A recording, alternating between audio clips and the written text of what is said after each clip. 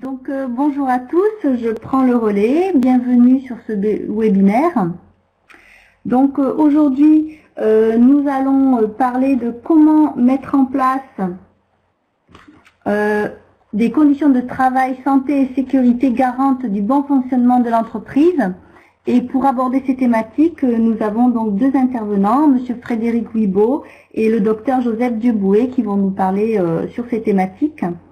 Je vais d'abord me présenter. Je suis consultante en qualité. Je fais partie de la coopérative d'entrepreneurs Chrysalide dans le Finistère. Je réalise des audits en entreprise en qualité et je constate un intérêt croissant pour les entreprises du secteur alimentaire, du moins pour les thématiques de santé et sécurité au travail, avec aujourd'hui un axe fort qui est donné sur la communication vis-à-vis des salariés, pour qu'ils soient moteurs dans l'amélioration des conditions de travail.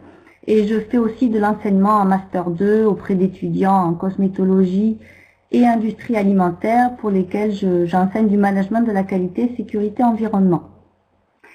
Donc je vais laisser la parole à Monsieur Wibaud, qui est gérant de l'entreprise Ultramail, entreprise du textile basée à Madagascar, qui a mis en place des conditions de travail et de santé et sécurité respectueuses de ses travailleurs dans le cadre d'une démarche RSE globale.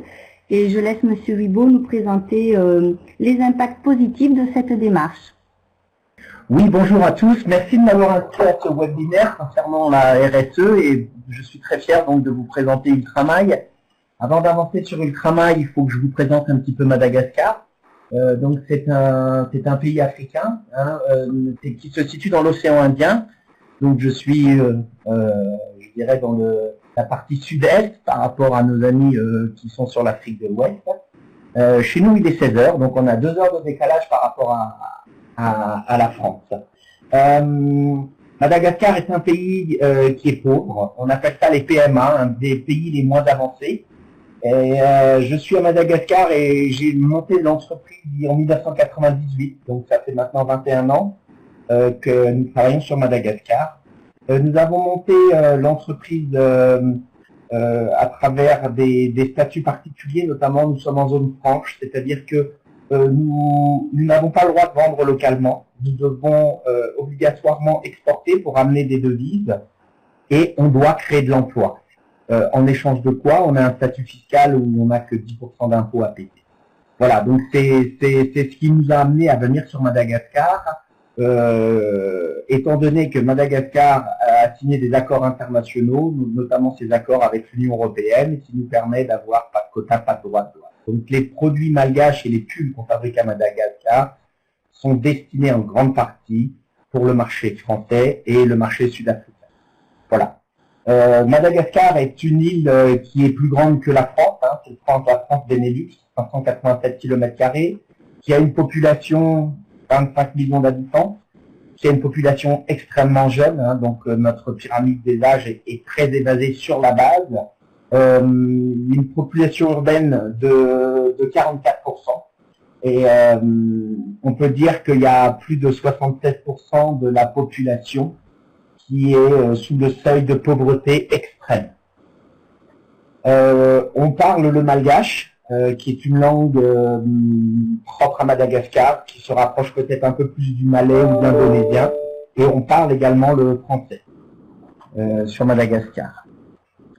Donc une fois que je vous ai présenté Madagascar, je vais vous présenter rapidement le marché du travail malgache. Le chômage à Madagascar touche 1,3% de la population active, ça c'est le DIT. Mais vous regardez que le secteur primaire, avec 75% des emplois, est le plus répandu dans l'économie malgache. Toutefois, c'est le secteur tertiaire qui crée le plus de richesse dans l'économie, avec 54% du PIB. Ce qui est important, c'est qu'il y a seulement 11% des actifs occupés à Madagascar qui sont salariés. En clair, vous avez 90% des emplois à Madagascar qui ne sont pas déclarés et donc qui sont officieux. Le salaire moyen est d'à peu près 168 000 ariars dans mon usine. Le taux, il faut que vous divisiez par 4000, donc ça ferait à peu près 42 € par mois. Alors, on a des classifications professionnelles à Madagascar. Je vous ai donné simplement une moyenne. Il faut savoir que sur une base agricole, et Madagascar est très agricole, vu que 80% des emplois sont dans l'agriculture, vous pouvez diviser par 2. Hein, donc c'est des chiffres qui font peur, puisque un Malgache gagne à peu près 21 euros par mois. Voilà. Vous voyez quand là, on n'a pas d'assurance chômage vraiment. La plupart des gens ici se débrouillent pour subvenir à leurs besoins. Et la plupart des gens travaillent pour manger le soir. Hein. On ne parle pas d'économiser, on ne parle pas d'investissement dans l'immobilier, on ne pense pas à des vacances. On pense d'abord qu'est-ce qu'on va manger le soir, la majorité des gens à Madagascar. Alors Ultramail, on est venu ici, donc si on peut faire tourner un petit peu, donc je vais vous présenter maintenant cette entreprise. Donc c'est une société anonyme qui a été créée en 98, comme je vous le dis. Nous fabriquons des pulls dans le métier du textile sur Madagascar. Vous avez 2 grands métiers. Les gens qui fabriquent des vêtements, donc c'est des chemises, ils partent du tissu, d'accord, et ils vont monter une chemise ou un pantalon. Et vous avez après les bonnetiers. Donc les bonnetiers, on part du fil. On tricote ce fil et après on assemble les différentes parties du pull. Donc nous sommes bonnetiers, d'accord. Et dans la façon de faire un pull, vous avez différentes façons. Ici, à Madagascar, chez Ultramail, on fait du remaillage, qui est la façon qui prend le plus de temps, mais qui est la façon la plus haut de gamme. D'accord? Donc, on travaille sur des pulls remaillés. Comme je vous l'ai expliqué en introduction, Madagascar a des accords internationaux qui sont extrêmement avantageux, puisque quand on exporte nos produits en Europe, donc nos clients européens, comme Armorlux à Quimper, par exemple, qui va importer nos produits, n'aura pas de droit de douane à payer. D'accord? Donc, ils sont beaucoup plus enclins à nous commander des matières qui coûtent cher, parce qu'on évite les droits de douane par rapport à ça. On fabrique à peu près 400 000 pulls par an, d'accord? Et nous faisons 99% à l'exportation et essentiellement sur le marché européen et sud-africain, et un tout petit peu sur le marché américain. Alors, l'environnement. Donc, depuis maintenant 14 ans, nous avons délibérément choisi l'option de faire un énorme effort dans tout ce qui était la préservation de l'environnement en utilisant des cotons bio. Donc il y a 14 ans, c'était un petit peu anecdotique. Hein. Quand on va voir des clients en Europe, il y a 14 ans, on leur parlait de bio, autant vous dire que il n'y avait pas un grand ressenti. En plus d'utiliser du coton bio, quand on commence à travailler le bio, on s'intéresse au bio, c'est toute une démarche intellectuelle, c'est toute une stratégie d'entreprise. La stratégie, c'est mise en place avec des certifications. Parce que si je vous dis que j'utilise du coton bio, il faut que vous, qui êtes consommateur à l'étranger, il faut que vous soyez garanti que Ultramail, qui est à Madagascar, vous fait vraiment du coton bio et à quoi ça correspond. Donc nous sommes depuis de nombreuses années certifiés GOTS, qui est un label dans le textile qui est très reconnu, qui signifie Global Organic Textile Standard. Ce label GOTS a deux gros points. Le premier point, c'est sur tout ce qui est social. Donc, ce label est délivré par une entreprise française qui s'appelle EcoCert, basée à Toulouse. Ils ont un bureau sur Madagascar et ils viennent auditer tous les ans l'entreprise. Ils viennent auditer, par exemple, tout ce qui est l'aspect social, les contrats de travail, savoir si on fait travailler des enfants ou pas, savoir si on respecte les heures de travail, si on respecte la législation malgache. Donc, il y a un contrôle extrêmement précis de toute la loi sociale à Madagascar. Ça, c'est un premier point. Et le deuxième point, comme nous avons une teinture, etc., elle vérifie également que nous utilisons des produits qui sont également certifiés GOTS pour notre teinture, des produits qui respectent les normes de nos marchés destinataires, donc par exemple Azofree et toutes ces choses-là. Donc cette certification, je dirais que c'est une crédibilité et surtout pour vous qui êtes consommateurs, ça peut être quelque chose qui vous dit, voilà, vous parlez à des gens qui ont entrepris cette démarche et qui vont jusqu'au bout de cette démarche, c'est-à-dire sur l'environnement et tout ce qui est organique. Nous avons 700 personnes qui travaillent dans l'usine en contrat à durée indéterminée. Nous avons après beaucoup de journaliers parce que nous faisons beaucoup de travail manuel comme du crochet ou du tricotage avec 2 aiguilles.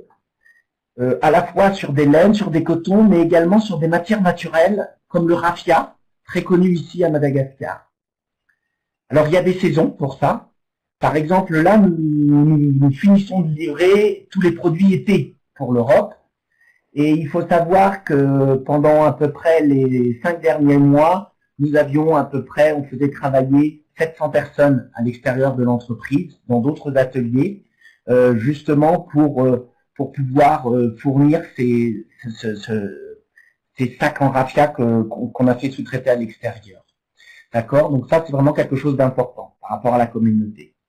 Par rapport à ça, ayant 700 personnes dans l'entreprise, ayant un statut donc de zone franche, ayant un capital de l'entreprise qui est détenu par des étrangers, des Français, des Suisses, ayant nos fournisseurs à l'étranger pour acheter nos fils, donc on achète nos fils en Asie, on achète nos fils en Europe, en Italie beaucoup, un peu en France, en Allemagne, on achète nos fils en Inde, on achète nos fils en Chine, donc on achète nos fils un peu partout, donc nos principaux fournisseurs sont à l'étranger. Nos principaux clients sont également à l'étranger. Donc, afin de quand même avoir un impact, avoir une entreprise qui a un impact dans la communauté proche d'Ultramail, on mène tous les ans, on mène des projets, et notamment sur tout ce qui est l'éducation à Madagascar. On soutient des classes, on soutient des enfants à l'école. On met en place des puits dans des communes qui sont pas très loin de la capitale, et qui permettent à des petits villages d'avoir de l'eau. Et c'est des actions qui s'inscrivent dans la politique RSE.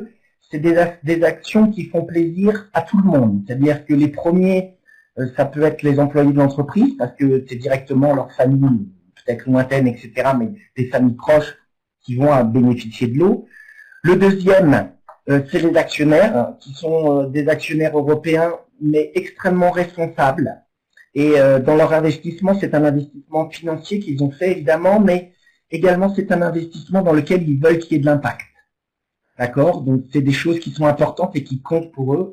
Et la troisième chose, c'est pour les dirigeants de l'entreprise.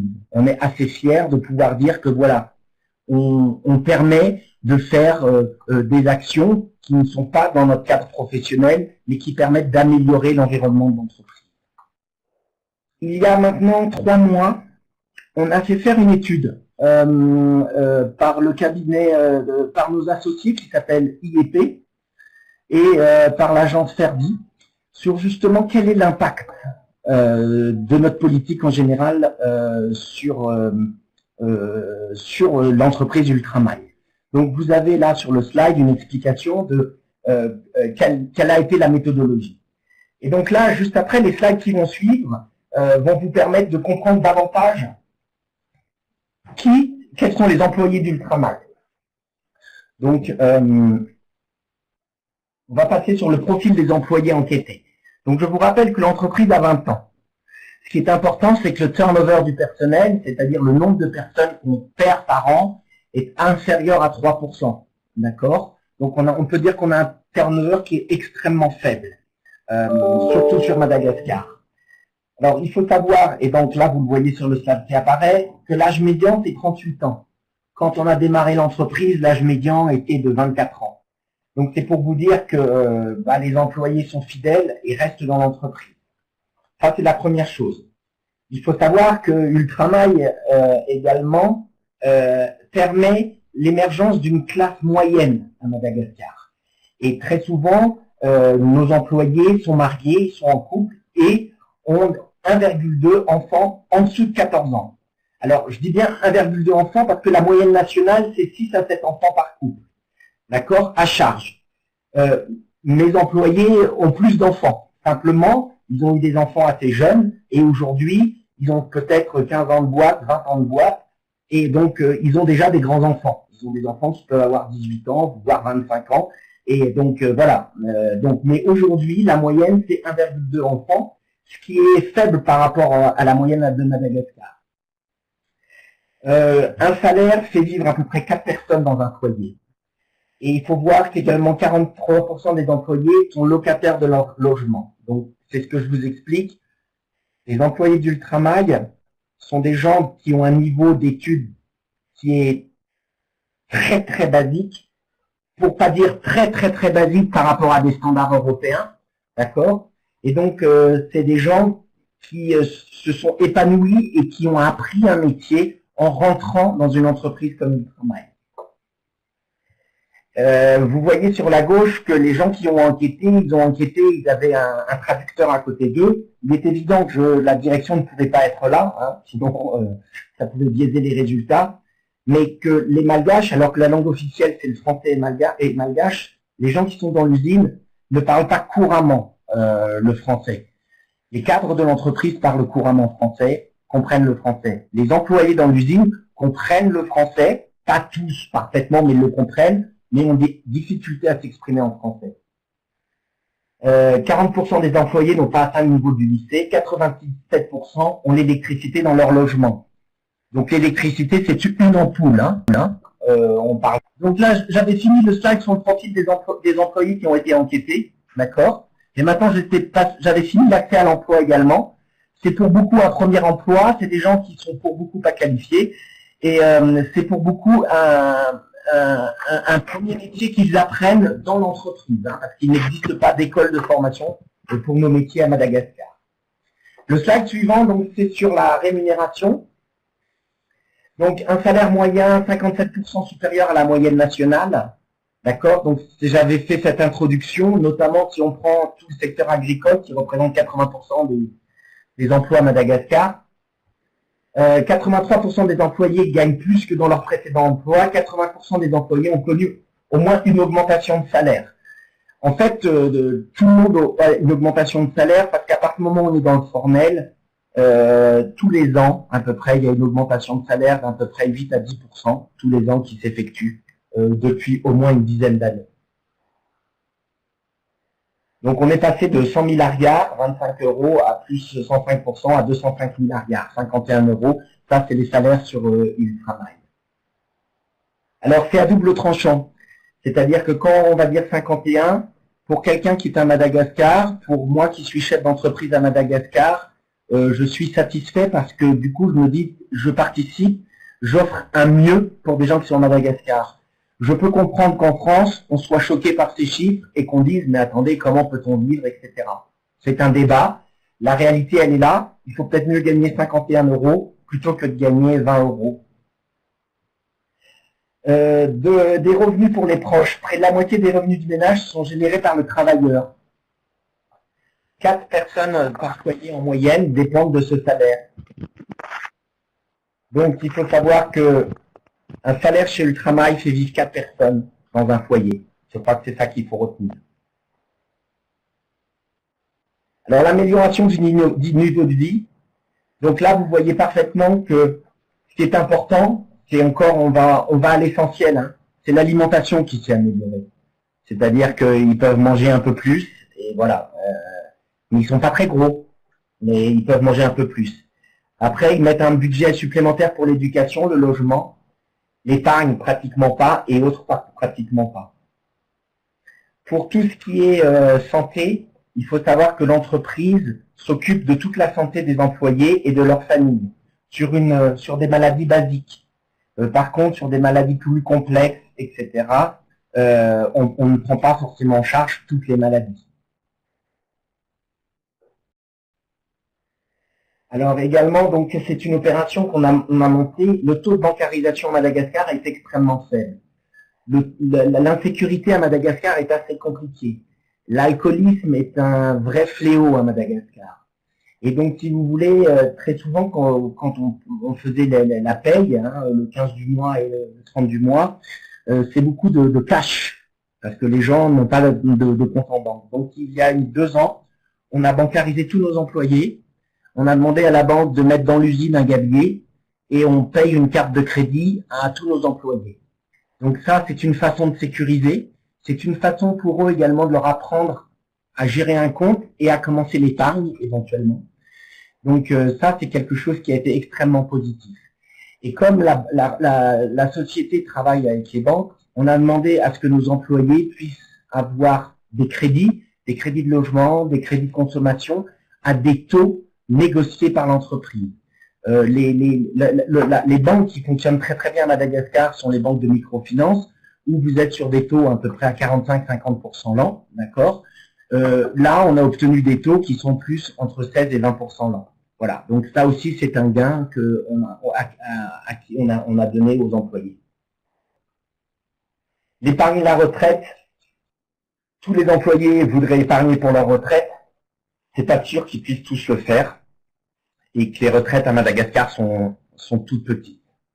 Alors les conditions de travail, donc là vous avez donc le slide suivant, satisfaction moyenne, donc les responsabilités, l'emploi. Je vais simplement vous lire l'essentiel. 2/3 des employés sont satisfaits de leur situation depuis qu'ils ont rejoint l'entreprise.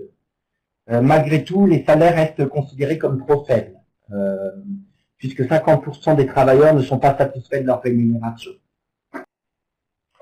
Le dialogue avec la direction est constant, même si on est nombreux, on reste une petite PME. Et ce qui est important, c'est que comme on respecte toutes les règles ici, nous avons un comité d'entreprise, nous avons des délégués du personnel, nous avons des syndicats, et donc ils se font entendre et on respecte les droits qui sont dictés par la loi. Voilà. Donc on a des contacts réguliers avec tout le personnel de l'entreprise. La formation, je dirais qu'elle est quotidienne. Il n'existe pas tant de formation pour nos métiers ici à Madagascar. Sur les formations un petit peu plus hautes, on va dire en haut du middle management, c'est beaucoup d'experts internationaux qui viennent former. Sur la formation plutôt basique, c'est nos responsables dans l'entreprise qui forment les jeunes qui rentrent ou les gens qui sont amenés à avoir de nouvelles tâches. Donc la protection sociale, une première assurance pour nombreux employés. Donc c'est ce que je vous ai expliqué, ils ont une couverture à 100%. Donc pour eux, c'est 52%, c'est la première fois qu'ils avaient accès à des soins. Donc ça, c'est important. Et c'est une assurance multiplicative au sein du foyer, puisqu'un employé permet au moins à 2 personnes d'être soignées. Donc 3 personnes sont couvertes par l'assurance qu'on offre à nos employés. Améliorer la vue. Donc les employés à Madagascar, les travailleurs sont extrêmement habiles et extrêmement forts. On arrive à faire des productions de pullover qui sont parmi les plus belles au monde. Et donc, il est très important, qu'on contrôle leur santé pour la bonne marche de l'entreprise, c'est-à-dire les yeux. Donc, on fait faire des tests de vision et on participe à l'achat de paires de lunettes. Alors, il faut savoir qu'une paire de lunettes avec une monture, etc., c'est à peu près 8 €. On les touche à 8 € et on paye, nous, à peu près 4 €, la moitié des paires de lunettes. Voilà. L'accès aux soins dentaires également. Donc ça aussi, on prend en charge tout ce qui est soins dentaires pour nos employés. Donc en conclusion, j'espère que je ne suis pas trop long là, j'ai l'impression que j'ai un peu débordé, mais en conclusion, donc c'est un accès à l'emploi pour beaucoup de Malgaches. C'est un salaire qui est beaucoup plus élevé et qui fait vivre 4 personnes dans un foyer.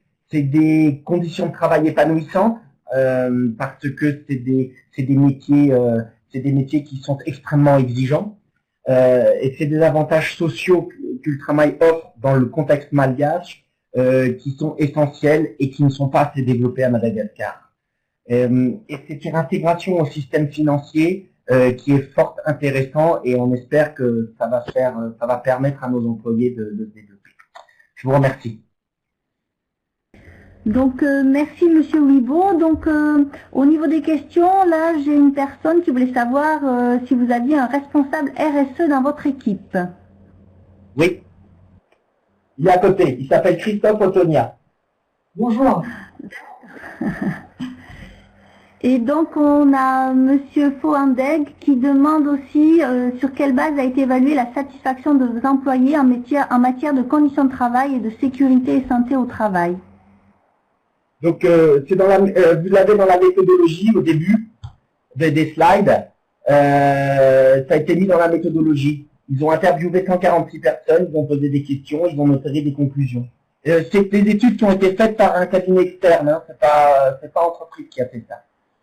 Et ils se sont basés sur une norme, un référentiel ou vous avez créé votre propre questionnaire? Ils ont créé leur propre questionnaire parce que, en fait, la norme, on l'a avec VOT. On est également SMETA. Donc on a des audits, on est très souvent audité parce que c'est nos clients qui nous le demandent. Maintenant, je pense que ce qui est important aujourd'hui dans une vraie politique RSE, c'est pas simplement d'être certifié, parce que parfois ça n'a pas de sens. Ce qui est important, c'est de savoir que la politique qu'on met en place a un réel impact. L'impact auprès des employés. Parce que je ne vais pas vous cacher que 95% de mes employés n'ont rien à faire qu'on soit GOTS. Vous voyez ce que je veux dire? Eux, à la limite, ça les intéresse pas, quoi. Par contre, le fait que justement on va leur payer une partie des paires de lunettes, qu'on va leur donner des primes, voilà, ça c'est beaucoup plus marquant. On va leur donner un accès à la finance, ça les intéresse parce que ça les touche directement. D'accord, très bien. Est-ce que vous avez d'autres questions à poser à Monsieur Wibo? Question: comment valorisez-vous votre RSE auprès de vos clients? Quelles améliorations de votre politique RSE prévoyez-vous? Alors, c'est ça qui est assez génial. Parce que quand on a démarré toute cette démarche, toute cette stratégie, c'était un peu compliqué. Les clients n'étaient pas vraiment réceptifs. Il faut savoir que maintenant en Europe, et notamment en France, les gens sont de plus en plus réceptifs. Les gens s'intéressent et veulent comprendre de plus en plus. Ils veulent vraiment avoir des partenaires et des fabricants voilà, qui partagent les mêmes visions qu'eux. Mais nous, on l'a fait, mais eux maintenant le font également. Et nos clients et nos partenaires sont des gens qui sont très demandeurs de toutes les informations qu'on fait. Et avec beaucoup de nos clients, on les invite à participer à nos actions en dehors, hein, pour les employés, pour Madagascar, etc. Et il faut savoir qu'on a de plus en plus d'intérêt et que nos clients nous demandent, et ces slides que vous avez faits, c'est des slides qui vont être envoyés aux clients pour leur dire voilà où on en est dans la RSE et voilà ce qu'on va développer encore avec la RSE. Parce que dès qu'on touche le top management des sociétés textiles en Europe, ça a du sens pour eux. Voilà.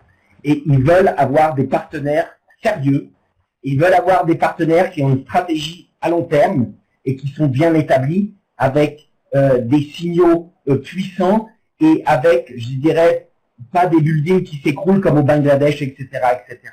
Alors évidemment, notre coût de production est un peu plus élevé. Évidemment, notre produit fini est un peu plus élevé.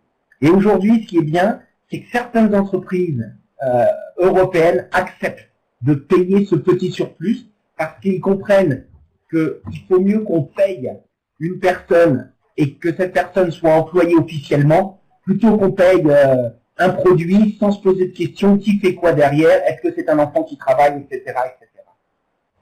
Et ça, les mentalités en Europe changent beaucoup.